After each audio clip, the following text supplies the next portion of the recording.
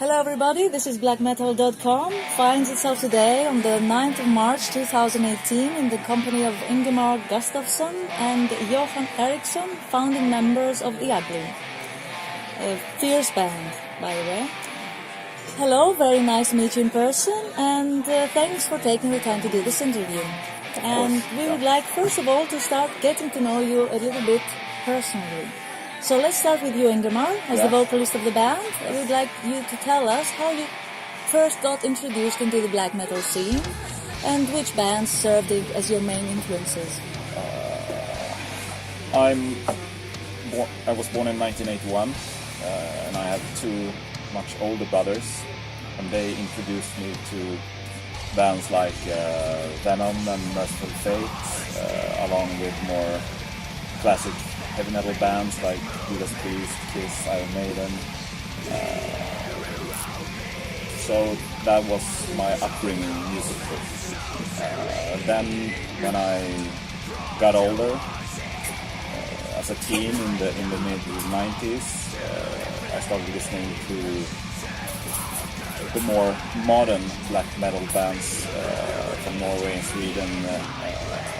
One of the first albums that I was like an eye-opener for me was Battles in the North by Immortal. That's good. Along with like Marduk and the early albums of Dark Funeral and Mayhem, of course. I was heavy into black metal, but also bands like Slayer that I loved forever. But extreme metal. Always extreme. Yeah. So Johan, same questions go out to you too. Yeah, I was also brought up on like heavy metal because my older brother and sister, they were listening to all this stuff from Iron Maiden to Metallica and also like death metal, like Morbid Angel and stuff. But I wasn't into black metal then. I think it was probably this guy who introduced me to everything somewhere in the 90s. And I remember it was probably Dark Funeral and Immortal in the beginning. So that was like my pathway into black metal. But I always listened to different genres, but mostly extreme metal. So you guys go back a long way. Oh yeah. You know each other for many years now. I must have been 15 when we got to know each other. And I was 7. That was 20 years ago.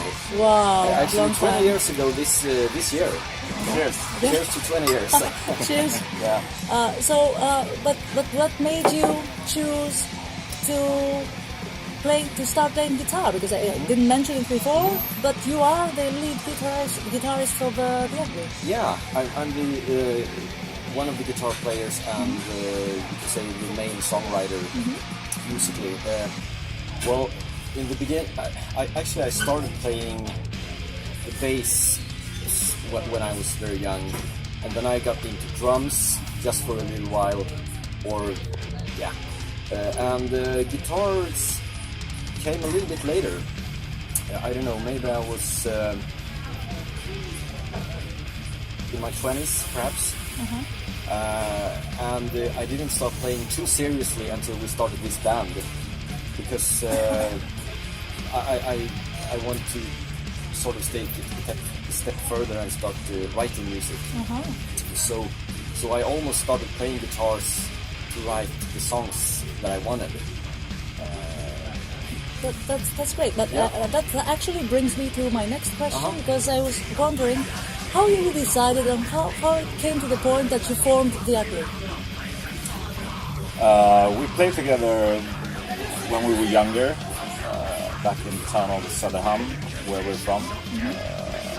And Johan had already moved to Stockholm, so he lived here, and then I moved here, and we kind of like reconnected our friendship. And started talking about perhaps starting playing music again together. And I had the name The Ugly was something that I had been like keeping in my mind for a band. That was actually another question of mine, because I was wondering, I bet you are fed up getting the same question over and over, but it's quite an interesting name. Yeah. So yes, you're bound to get this question. Yeah. Should I answer it now or? Well, yeah, go for it. It is a horror movie called The Ugly. I think it's from New Zealand.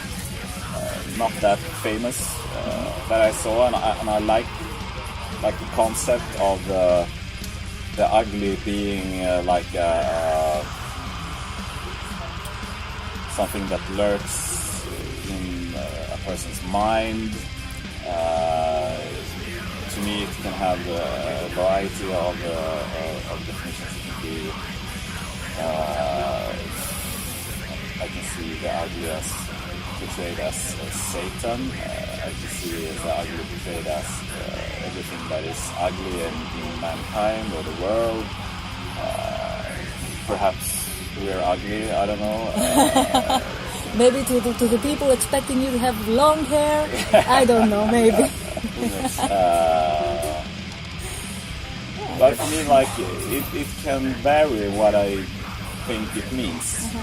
It's up for interpretation of our audience. Good. Yeah. So what are the ugly about? Is it just about artistic expression, or? You want to go first? Or? It's been difficult to answer because both yes and no.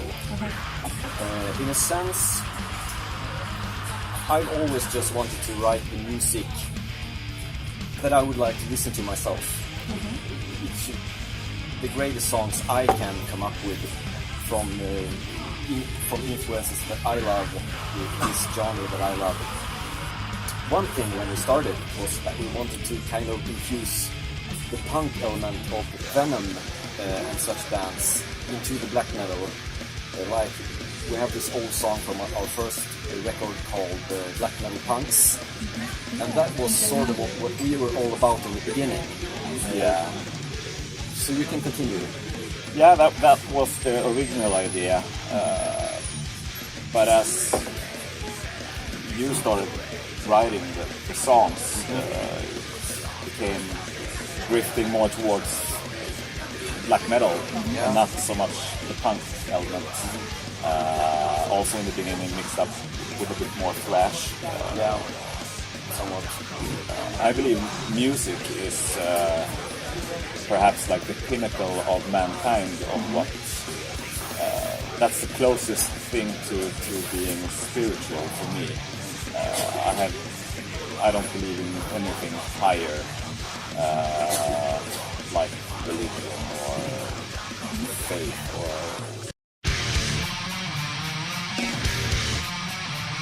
I would also like you to just tell me what you think in terms of evolution of the Swedish black metal scene. Has it evolved from the past to the contemporary era? Yeah, I guess you can say that. And I also guess it depends on where you start. Like, if you start with Bathory, like back in the early 80s, and of course it's evolved from that. And then you have all these like sub-genres to black metal coming up with, like Shining, replace depressive black metal or suicidal black metal. And then you have like bands Dark Funeral, they haven't progressed much at all. I think they sound basically the same now as they did when we started. You know, they're like the black metal version of Slayer. Yeah. And that doesn't have to be a bad thing. Yeah. For me, I've never been about reinventing the wheel. I think if you have something great, maybe sometimes you don't have to change that much about it. So what do you think of the black metal scene outside Sweden? Well, we always have Norway. I don't know. I'm kind of into Sweden and Norway, to be honest. But of course there are some other there are some other good examples, I guess. Yeah. That's also a thing about getting old, at least for me. Yeah. You find yourself just listening to the same albums you've always listened to. Yeah, that's actually true. Kind of Yeah. hard for me to like find new music. I'm open for it, you know, but I don't search that active. But sometimes, you know, you have friends saying, "Oh, you gotta check that album out," and you listen to it and go, "Wow, that is really good." Yeah. But otherwise, I find myself listening to Abigail by King Diamond for like the millionth time. Yeah.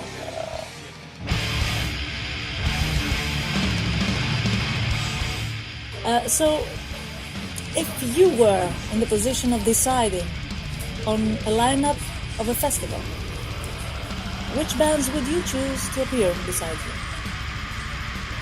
I mean, no restrictions, no limitations. I mean, not even temporal ones. Okay. If you can take bands from the past or from the present.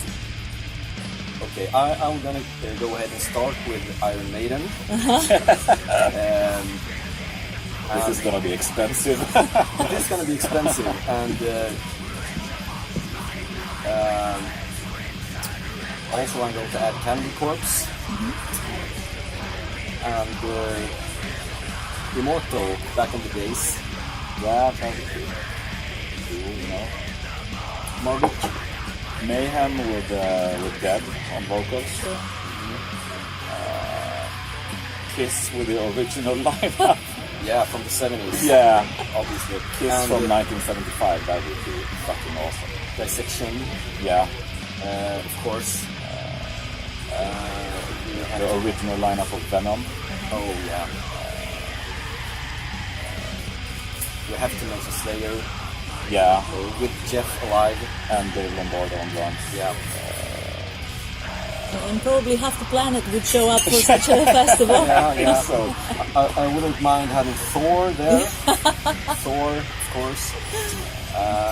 and Death with Chuck Schuldiner alive. Oh, as yeah. well. Yeah. Yeah, that's a big one. Of course. I think we spent all the money now. So. Yeah, no, So we can move on to your music, actually. for sure. So far, you have released 3 full-length albums, Yeah. which all received very good reviews, to my knowledge. And first, I'd like to ask, between your first album, Slaves to the Decay, and your second, The Creation, there was quite a gap. Yeah. What caused it? Well, Lineup changes. yeah. Yeah, a lot of lineup changes, and also I quit for a while.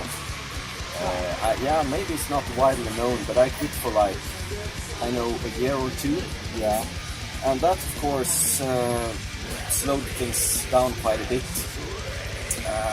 And also, I'm not the most productive songwriter, to be honest.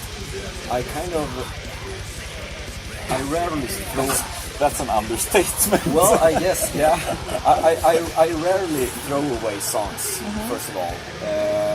That's true. I mean, many different people have, different songwriters have different routines or ways of writing music. And some people, they just write a lot of songs and then they choose and pick from them. But I pretty much include everything I write. And, Yeah, you nail it from the get-go. Yeah. More or less. yeah, with a few exceptions from the beginning. So, I don't know, I have to be in the right mood to write, I guess. And so, I guess the blame is a lot on me, to be honest. Yeah, but then again, things have been getting better in the last years. I mean, after The Creation, we decided, okay, we need to release another album, and it's not going to take another 10 years. So that's an improvement, I guess. Yeah, it's quite Only an like improvement. 2.5 years. Yeah, I think so that's okay. That's okay. Yeah. But still, I mean, regarding the lineup changes, it's I guess it's your thing, really. I mean, it's a feature of you, of the Adley, I guess, because my conclusion is that you're probably rejuvenating from this process? Because you've had lineup changes between the first and the second album, and now you also have another lineup change after your third album, Thanatology. Yeah. And I guess this is refreshing for the band and for your music. That's what I got. Yeah. I mean, you have to make the best of it. If someone leaves or if you make them leave, you need to add something better. I mean, when after our first album, when we acquired our previous drummer, Fredrik, I think that was one of the biggest improvements for us as a band. Yeah, because he's a machine. As you probably know. Yeah, he's fierce. Yeah, he's fierce. So that really inspired us to. Yeah, that pushed us to. That's great. Better band. Yeah, because we kind of struggled in the early years with our members, because when you start a band, you start at nothing, and then you have to build yourself up. Yeah. And maybe the people you start with aren't the right people to continue with them. Sure. And it's not an easy thing to fire someone. Well, I guess music is like life, and it's a dynamic process. Yeah, exactly. It's not static. So. And also, I mean, you grow so close to your bandmates, and they're like your family. And then to tell someone you need to leave, that's hard. That's hard. Yeah, it really is. But in the end, it can be necessary if you want to progress as a band. So these are some of the things that make things slow for us, I guess. Yeah. Well, as long as the outcome is of quality, and it is, so far as we've seen. Yeah. So we were talking about inspiration before. Can you identify some factors or anything as your source of inspiration? Or does it just come to you? You mean lyrically or musically? Well, I guess I would like to find out about both, if you have an answer to that. Start with the music. Yeah, sure. Talk about the lyrics. Yes, and he writes all the lyrics, obviously. Well, you listen to so many great bands from like the 70s to now, both in the black metal genre and other genres, and I try to somehow take inspiration from everything that I listen to. And I don't mean like stealing riffs or anything, but just like song structures and things like that. So I guess the inspiration just comes from listening to music, and sometimes you hear something and like, wow, that's a really cool piece. I would like to do something like that.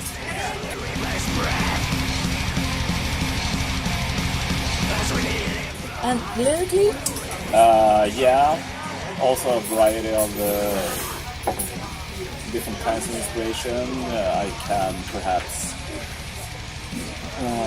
hear another song with a theme that I like and get an idea, or I can watch a movie and maybe there's a line in the movie that I like. Do the lyrics come first, or the music?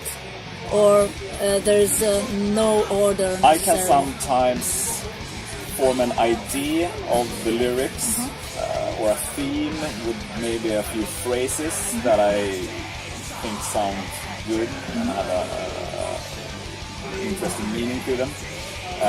But usually you present the song and then I build the lyrics and my vocals around the song after it's done. Moving on to your latest offering, Thanatology, I'm actually curious about the choice of the title, about the name itself, the Greek like word. All our three albums are quite different. Lyrically, at least.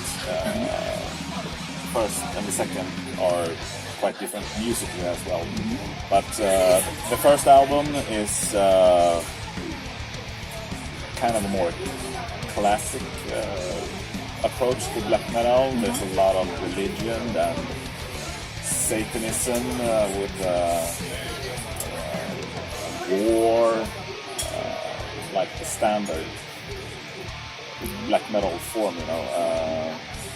The second album, Decreation, is heavily influenced by the works of H.P. Lovecraft, both like his fiction, but also his philosophy that he named cosmicism, which is a very bleak way to view life in the perspective of the universe. Borders to nihilism. So Decreation is like 95% inspired by Lovecraft. Yeah. And then Thanatology, which is the science of death. I don't know how I got the idea, but I had it for a long time, and I presented it like we could do like a vague concept album, not like King Diamond style with like a story. It's like it's a movie, but with a theme that goes through the whole album, being death in this case. I remember he presented the title to me some years ago, and I immediately liked the idea to revolve around this simple theme of death. Yeah. And that was quite inspiring to just start, okay, so maybe the songs should be connected somehow around this theme. And I mean, death is such a, you know, broad theme as well, which I think is both interesting and it was fun building the lyrics and the songs and talking to the artist about the artwork, how it's gonna look, how the song's gonna sound and what should the songs be about, you know. So it's ranging from like lyrics that should be on Show No Mercy by Slayer, like this juvenile party, thrash everything, worship death songs, to more like existential lyrics, especially like Begravningshymn, which is a Swedish song, meaning funeral hymn. So it's high and low, and it's both very serious and at the same time more just fucking have a good time and listen to metal. That's great. And also the theme of necrophilia. Yeah, the love between a man and a dead woman. So and we connected the first album with the last album. Rest in Death was on Slave to the Decay, a story about necrophiliac. Yep. And we have Rest in Death Part 2 on Thanatology, and wraps the story about the necrophilia up. So. But you have connected the two in when it comes to the themes. But when it comes to musical elements, I mean, you have mentioned yourself before that there were much more thrash elements in your first musical period, let's say. Now you've moved on. I mean, do you think that musically speaking, you're moving on to a specific direction, or is versatility still an element that is going to appear in your music? I think we kind of have found our like sound. When we were finished with Thanatology, and I played it to a couple of friends, and they were like, "Yeah, I can hear that this is the album from like the first song." So obviously, I wouldn't say that we're like unique in any way, but I think we got our sound, you know. So that leads me to conclude that Thanatology is actually your work that also gives you a specific identity as a band.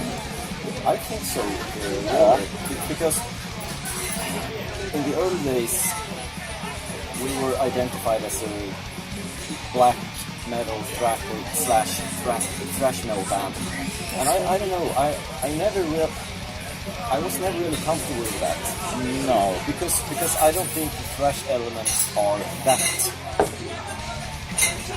defining. No, not exactly. I don't know. Maybe they were just like an influence for me back then. So I wanted to cut down on that to make it a little more black metal. So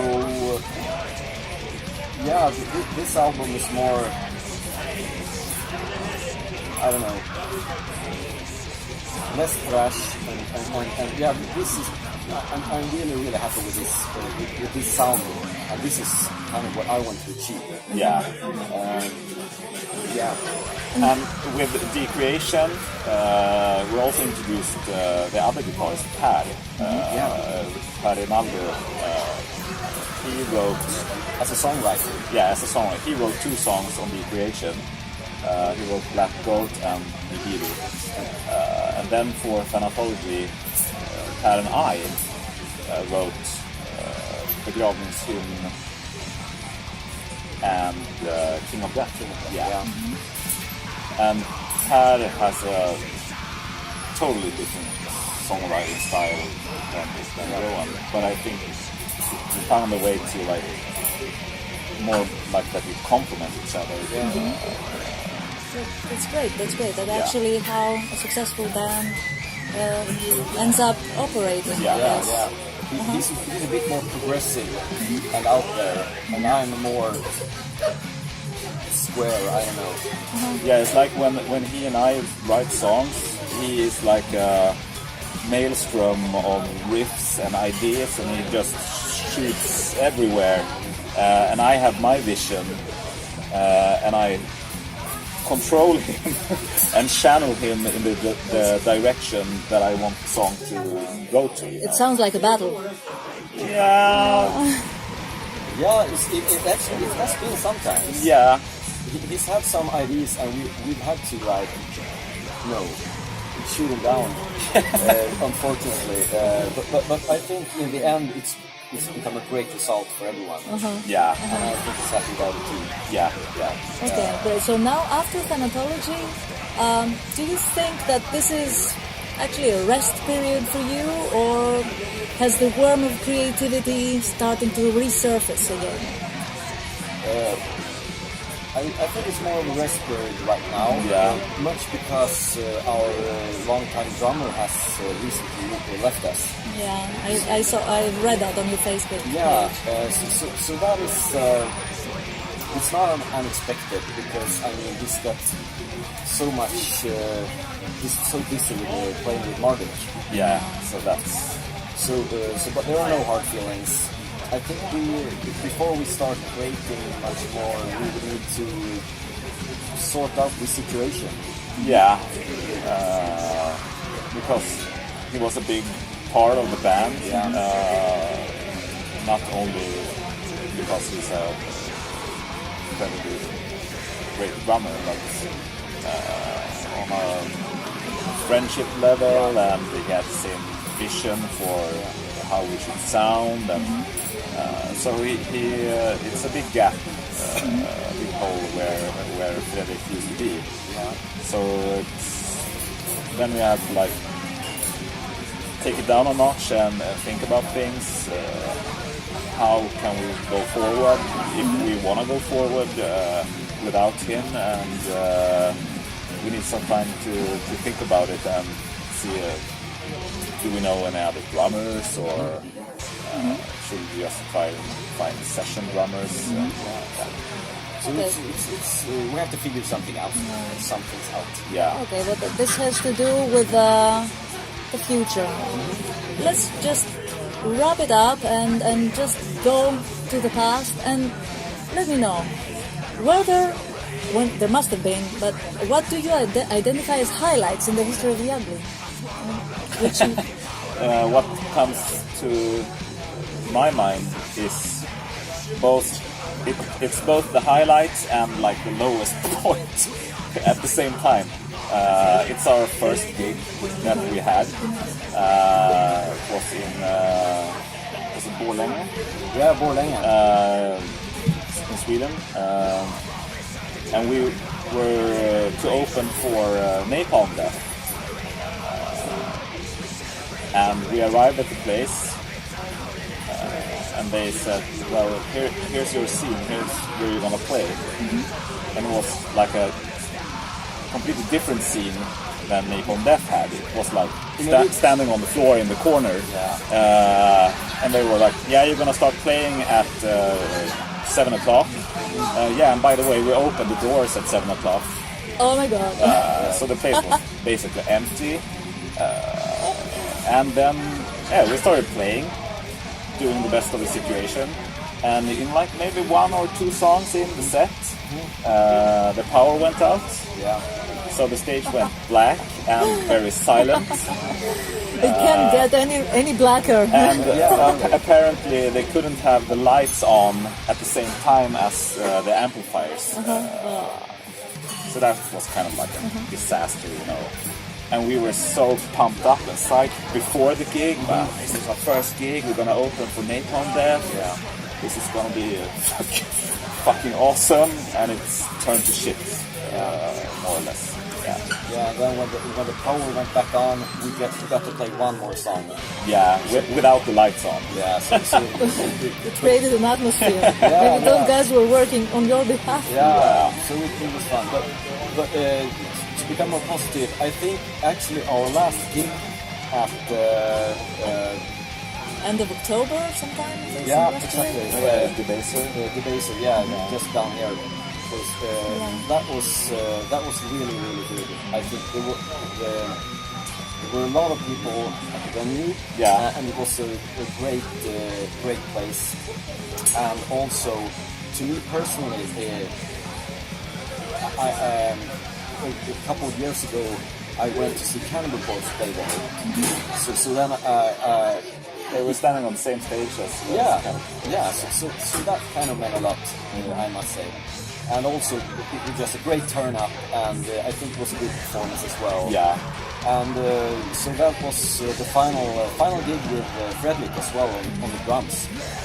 So yeah, so it meant a lot.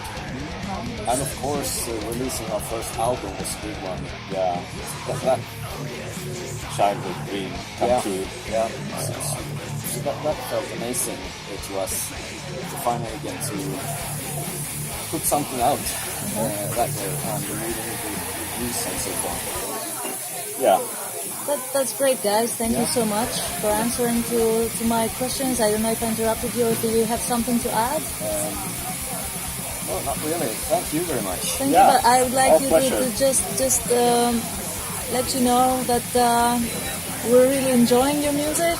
If you also have possibly a message for This Is Black Metal readers, now's the time. Do you have a message to leave them? Well, of course, they should check out our album, Thanatology, if they haven't already done that. Otherwise, keep the metal flag high and keep supporting the scene. Always support metal. Yeah. That's great. Thank you guys so much. Thank you. And all the best from now on. Yeah.